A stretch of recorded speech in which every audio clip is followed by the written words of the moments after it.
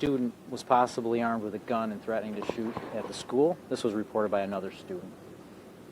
A student that was in the school? Correct. Okay, reported it. Okay, and what did you guys find when you were on scene?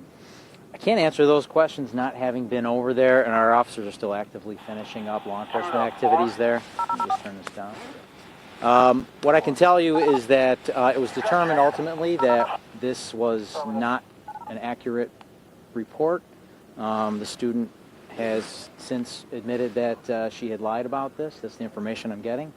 So at this point I can tell you for sure no one's safety was ever in jeopardy.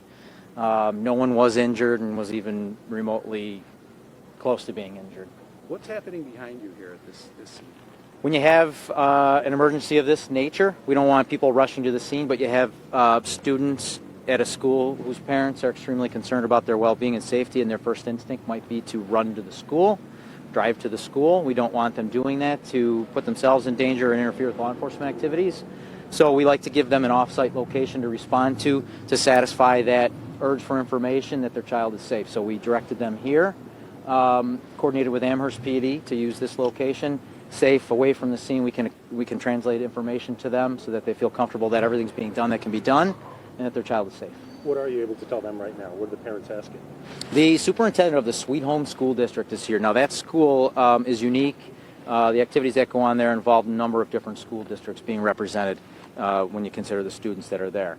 So this is just one school superintendent. He was explaining to them the process for releasing the students, that he knew that everyone was safe, and now it was about letting law enforcement finish what their activities are and then getting an orderly release in place, not having all the parents rush back over there, getting the buses involved and letting the parents know what to do next. Lieutenant, what's going to happen to the individual? Is the person going to be charged? Is it going to be detained? Further questioning? Hard to say that. Don't know who it is, the age of the child, the person that was over there making that report. The nature of the entire incident is something I don't have enough information about, but we'll certainly follow up on the complaint of falsely reporting. Was it phoned in?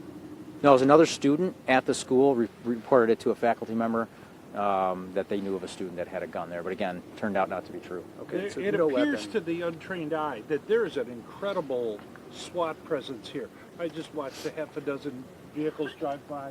There's a big SWAT presence over on the other side of the boulevard. Why so many and heavily armed police officers?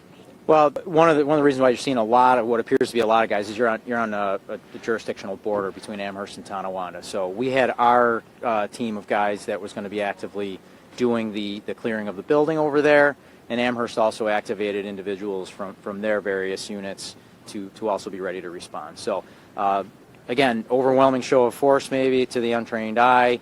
Better to have more than not enough, right? The activities of each individual officer are pretty well established. Our patrolmen have a certain role to play. They wait for the guys that are more the tactical guys to play another role.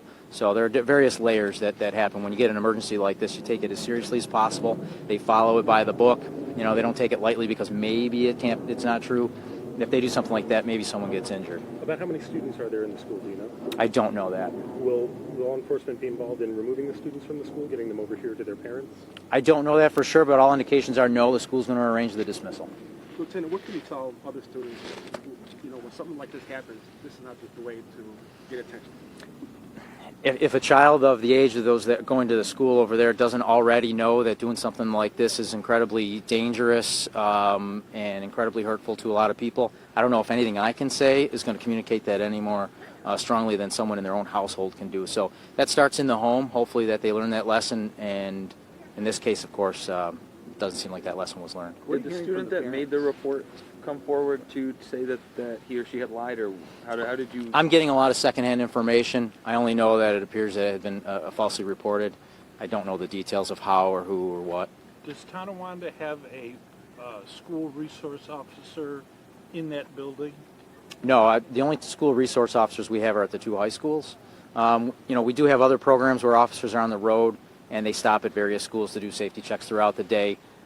Again, I'm not directly involved in that program, so it's difficult for me to tell you exactly what their activities are, or who would be assigned there, or when they would be there. Is that school on your route? I don't know enough about it to say, but it's in our jurisdiction, so I'm guessing that there would be an officer that would spend some time there periodically. Do you have a timeline for the rest of the afternoon here?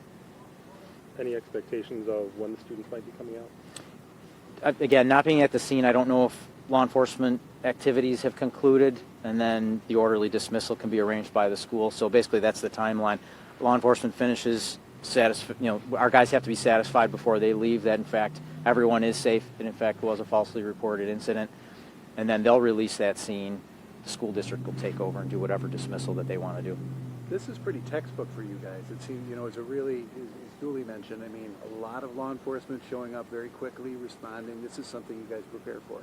Right. This is exactly the kind of thing we prepare for, and the response hopefully will be reviewed afterward to see what we did well, what we could do better next time. Again, the goal is to make sure that if, in fact, this was a real scenario, that it could be concluded without anyone being hurt.